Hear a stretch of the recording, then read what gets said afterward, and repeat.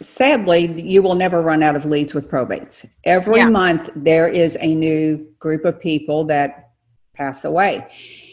But the reality of it is that those heirs, that the executors, the people in charge, they have the business of settling the estate. And that almost always includes a property. Hi, I'm Michelle Bosch, real estate investor, mom, wife, and host of the InFLOW podcast. And I'm passionate about helping women invest in land and apartments. Join me each and every week for real estate investing strategies and interviews with thought leaders that will leave you inspired and ready to step into flow, for inflows of cash, inflows of ease, and inflows of grace in your life. Now, here on YouTube are the video versions of my podcast, and in order for you to get my latest information, please go ahead and subscribe. And now, let's go. Welcome to the InFLOW podcast. I'm your host, Michelle Bosch. Excited to have today Sharon Vornholt. Did I pronounce that correctly, Sharon? You did. Okay, perfect. She is the owner of Innovative Property Solutions in Louisville, Kentucky. She owns and operated a successful home inspection business for over 17 years. Wow. Also investing part-time for over a decade. She was originally a rehabber and a buy and hold landlord. When the market crashed, you say here that you became an accidental wholesaler. Mm-hmm. And I know that you are also, which is one of the main reasons why I was super excited to have you today here on the show. You are also the go-to person if you want to succeed, if you want to learn everything about this very well or little known niche of probate. Yes. So welcome, Sharon. I'm excited to have you here. Welcome to InFLOW. Well, I'm so excited to be here talking with another female real estate investor. Yes. We were just discussing before we started and chatted with Sharon that, she's been in real estate for quite some time. And, for a long time, not very many women, in the space. And we're excited to now, be role models for the upcoming generation of women investors. So, so Sharon, tell us, how did you start in real estate? It says here, you started on the home inspection. Did you just wake up one morning and you decided this is what I'm going to do? Like, how did you get into real estate? Well, it was, I had the home inspection company and started that in 1991. And so around 1998, I met a lot of realtors in that business. Uh-huh. And one of them said, do you want to go to a RIA meeting with me? And I said, what's a RIA meeting? Because I only knew real estate from a realtor perspective. And I actually went to my first meeting and I was hooked. I mean, I've been a regular since that time. It's funny when I look back on it now, but there weren't women in real estate investing. And I just went, holy smokes, there is this world of opportunity. So I continued to invest. I invested part-time just for 10 years. So I had a plan, because the other business was very demanding. We'll just say that. And so I would buy a rehabber, do a rehab or two, and then buy a rental, buy a rehab or two. So I was trying to do two things at one time. And probably my biggest regret is that I just didn't do real estate full-time sooner. But in 2008, it was kind of, what happened in 2008. It was the perfect storm. So that was when I shut down the real estate, the home inspection business. And I went full-time in real estate because the whole world was on sale. Exactly. It was a great time to go shopping. It was a great time to go shopping. But here was the problem, was that I had just closed my business, which had supplied me with W-2 income. Mm-hmm. And I didn't... Even with that aside, I didn't want to buy houses and rehab them, go through those months, and then have them sit a year on the market. Mm-hmm. But I looked around and the people that were still doing that had jobs. So I had some people on my list, a couple of them were engineers. They had good jobs. So even though, they had the ability to hold those houses. So that's when I literally called somebody up and said, listen, I just bought these couple of houses. Would you want them? Because I don't want to rehab them. They went, oh, yeah. And I thought, boy, was that easy.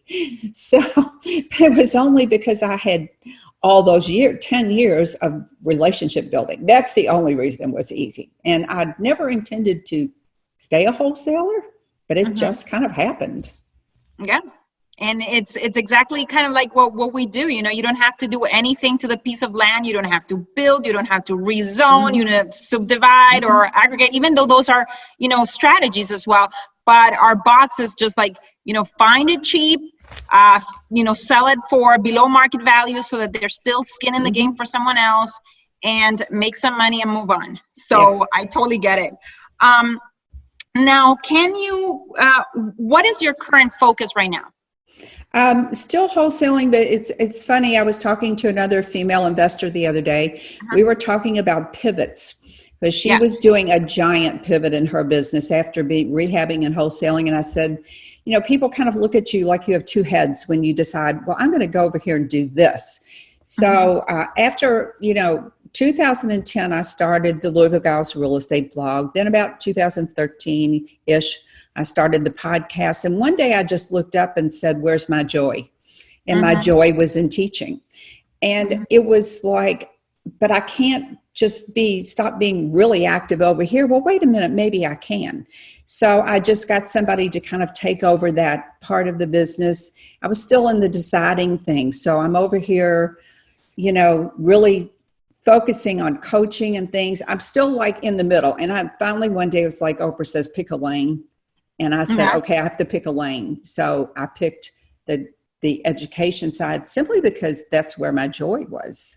Yeah. I totally get it. And, you know, sometimes as we, you know, as we mature also as investors, you know, that those pivots are normal. They will come. You know, we focus on land and did land exclusively between 2002 all the way to, you know, 2009, when we decided, oh my gosh, we are in January at the bottom of the market here in Phoenix. We need to start transferring some of our cash flow profits from the land space into the, you know, into single family homes, and you know, built up a portfolio of single family homes for buy and hold. Then in 2016, we're like, how can we continue to turbocharge passive cash flow? You know what I mean? And that's when we started multifamily. So I think it's kind of like a natural evolution, you know, and as we have gone in each of those different asset classes, always that's the very first question is like, is this the path to, you know, to joy? And for my husband, I know you've known of him for some time. He already, I think, came to that much sooner than I did. And so we started also educating and, you know, teaching others on our land flipping technique and so on. So tell us about the opportunity, because I know now you are incredibly, you know, you have specialized in a specific niche, which is probate. And you have kind of mastered that and simplified it in order to be able to multiply, you know, the profits in that space. Can you tell us a little bit about that opportunity? Why is it an opportunity? We come across, you know, probate cases in the land space, and how do you go about that? Well, it's sadly, you will never run out of leads with probates. Every month there is a new group of people that pass away. But the reality of it is that those heirs, that the executors, the people in charge, they have the business of settling the estate. And that almost always includes a property. And I found that over time, well, you know as well as I know that if you don't know how to market, you don't know. Everything starts with lead generation. So you don't need to know how to negotiate or do any of the other things until you know how to generate leads. And find that was property. Yes, that was always my thing. I was, even from the home inspection company, I was really good at marketing and generating leads. And when I came across probates, I was in real estate probably about 9 or 10 years before I first discovered. Imagine in 2008, I would have virtually no competition once I discovered that niche. And then, of course, we start educating people, so it gets a little bit fuller. But the reason I love probates is because at the end of the day, we need leads. The leads every month in every city in the country, you have leads. But they are a little bit specialized because you have to, there are over 3,300 counties in the U.S. and every county is a little bit different, but the basic process is the same. So one of my biggest challenges was in the beginning was educating real estate investors about, hey, it's not creepy or weird. These people have to sell the house. You know, they have to pay the creditors. So unless it's been directly inherited, they fall into two categories. Well, actually there's pretty houses, and then there's the dogs, and then there's the ones in the middle. And that's the only part of this that's ever market driven. Like now it's a seller's market, and you can list anything on the MLS. So the middle goes over to what I call the pretty house side. But let the market change a little bit. There was a time, Michelle, when I was buying houses that needed paint and carpet and 3 repairs for wholesale prices. So, but probates in general is not market driven, and that's why it is an evergreen niche. Yeah, I love that. I love the evergreen. Now, how do you find the leads? You said, you're good at marketing. In the land space, we do direct mail. What do you direct do? Mail.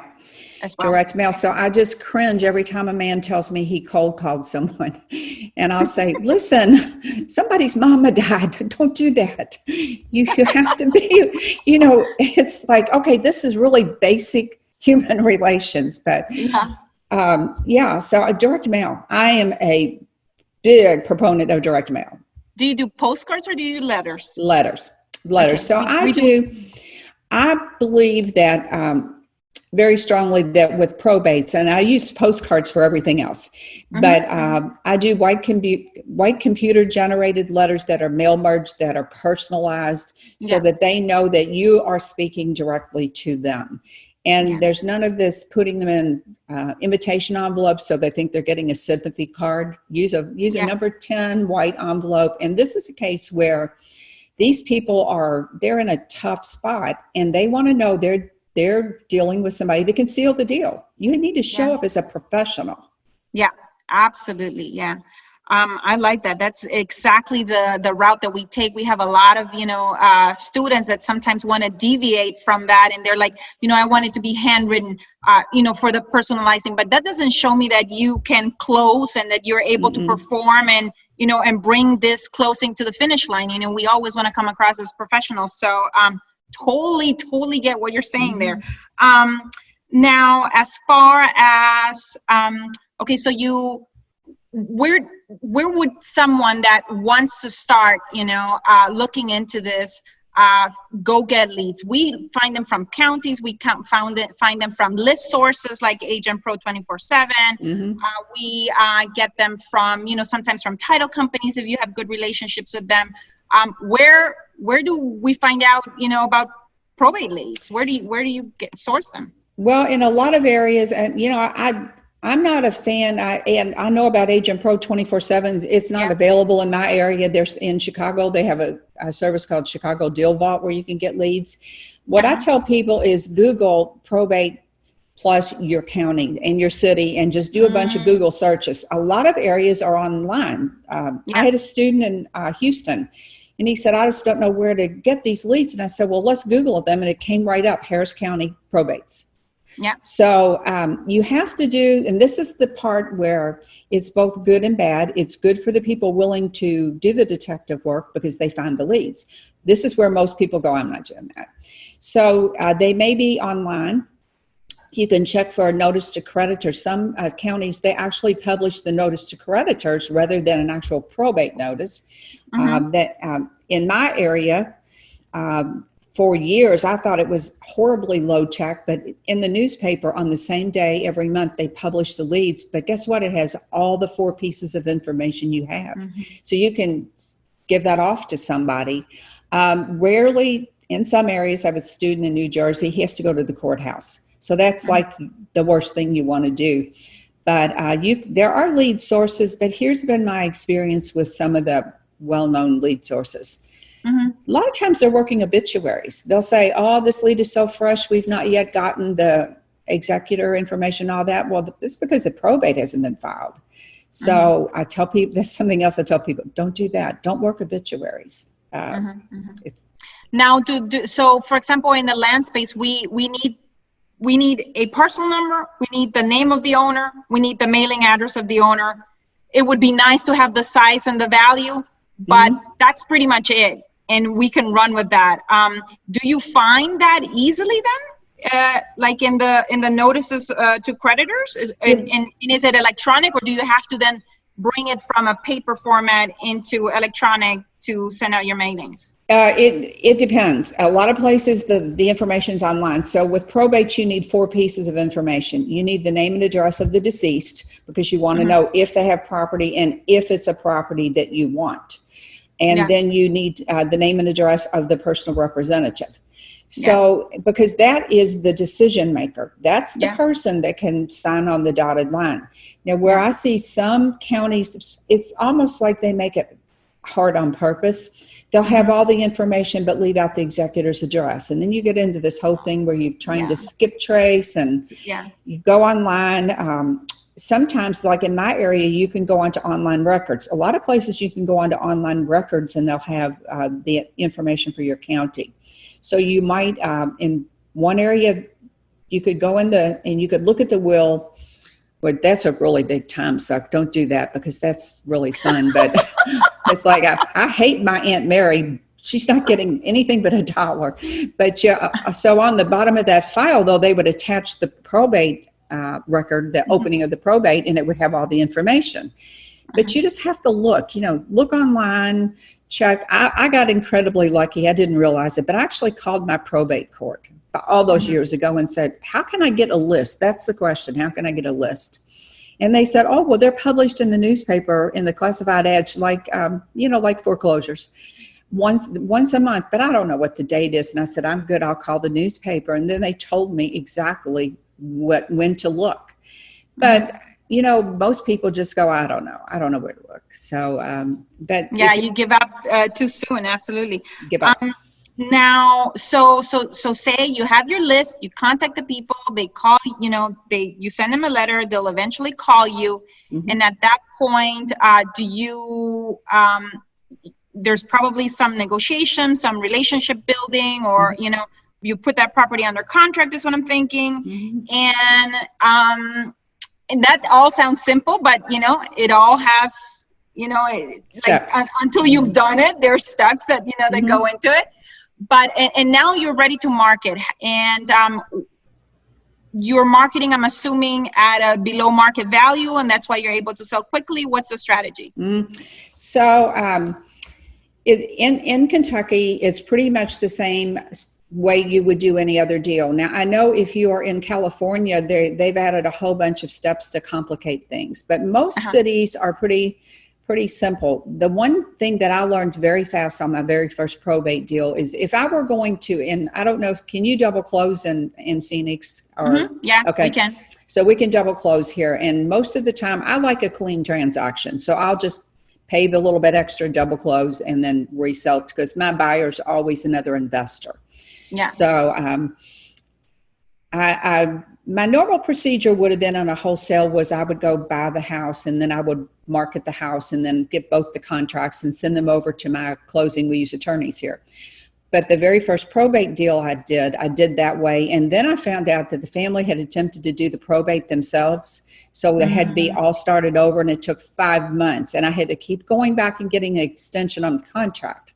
Yeah. So after that big fiasco, what I do now is when I get the initial contract, write the contract with the seller, I immediately send that over to my closing attorney, and he checks to see if everything's in order. And then I'll go about and find my buyer. But I put a clause in my contract that says about the closing, that says closing will be this many days upon court/attorney approval to close. That way, you don't have a dead contract. You don't have to go back and get an extension and hope that they're still on board, because Michelle came over and offered them $500 more. So yes. But I learned that the hard way. But I learned that. What is the typical let's say discount? Like, are you able to get at 60, 70 cents on the dollar a home? Like, what is like usually that spread? Well, everybody works on, and they start out with that 70% formula, but I have found over time that you're almost always, these people, they may have a brand new furnace, they may have put a roof on 10 years ago, and they may have orange shag carpet and metal cabinets. So they may need, because this person, they did the basic big upkeep of the house, but they never updated anything. So it's been my experience that realistically you're going to need to get it for, a distressed property for about 50 cents on the dollar. Yeah. So that you can, when I do this, I figure very conservative comps, and I figure repairs high. There's the what ifs. So that's why people say you need this giant buyers list. I said, no, not if you're doing a good job. You need a handful, maybe 5 or 6. Yeah. And they buy everything. And literally, I would call them from the porch and say, I've got a house. I know you buy here. I'll give you a 24-hour head start, and see they're always vacant, so I can put a lockbox on there. That's another thing I get in my contract. I want to put a lockbox on the house. Yeah. So I usually have a contract I would get really nervous if I had sold it in a couple of days. It's like, oh my gosh, well, something's wrong. Yeah. Did I get the pricing wrong? Am I off there? Yeah, I can see that. What do you attribute, Sharon, your success to? What do you think has been the key ingredient? Oh, I think just staying in the game for one thing, not getting discouraged. But I think it all boils down to marketing. Yeah. And I believe that women, especially when it comes to probates, I believe they're uniquely suited for the probate niche because. And I'm not saying that men aren't, because I have a lot of men that are really good and that that have learned they're really good. But I think women, they're just kind of pop out as, the ones that are moms. They just have a certain compassion and understanding and like, I love you, but you're my child. I love you, but I'm actually going to kill you right now. It's that, but it's that whole, it's a different way of looking, at things. And I think too, women they find it easier. For instance, if I were going to look at a house and they said in the conversation, my mom passed away, when I would go in the house, I would look for visual clues. And that's what I teach people to do. So if I go in the house and there are lots of cookbooks, I'll say, oh, was your mom the cook? So, or was your dad the golfer? There's golf clubs in the corner. It's about putting yourself in that situation, starting a conversation, because they all want to talk about the person that's passed away. You got to be a really good listener. And I think once you get really good at just saying, tell me about the house or tell me about your mom, the rest of it just goes smoothly. Yeah. I can see that. And you're right. We, our ability to empathize, based on the situation and just create that rapport, we can be uniquely suited, really. Not that men, like you said, are not great at it and don't have it, but there's this, intuition, this ability to connect, and so on and so forth, that I can see how it can be, valuable and very, very useful in this niche for sure. Sharon, because the InFlow podcast is not just about inflows of cash, but also about inflows of ease and grace in your life, I wanted to ask you, what do you do on a daily basis to get in the zone, to get inflow, to go ahead and produce the cash, number one, but also to bring, that, faith and spirituality into your life? What do you do on a daily basis? Well, I fall off the wagon every so often, like everybody, but I find that if I can meditate in the morning and ground myself, it's really helpful for me, because let's face it, this business and life is stressful. So if you can start off with, I don't have one of these, I get up at 4 a.m. and, I had a Marine telling me the other day, okay, you need to be up at 4. And I'm going, I'm not doing that. It's just not me. I'm just going to tell you right now, I'm not doing that. But I get up and I like the practice of journaling. I try not to schedule myself make it at least 10 or 11 o'clock, something like that. So I can try to get grounded and start my day off right. Because if you don't put it down in your calendar, it isn't going to get done. And I fall off the wagon periodically, but I always come back to that, because you don't want to be all up, upset and stressed out all the time. Yeah, absolutely. The same here. I wake up and I need my hour of power, which usually comes after I've dropped off my daughter, at school.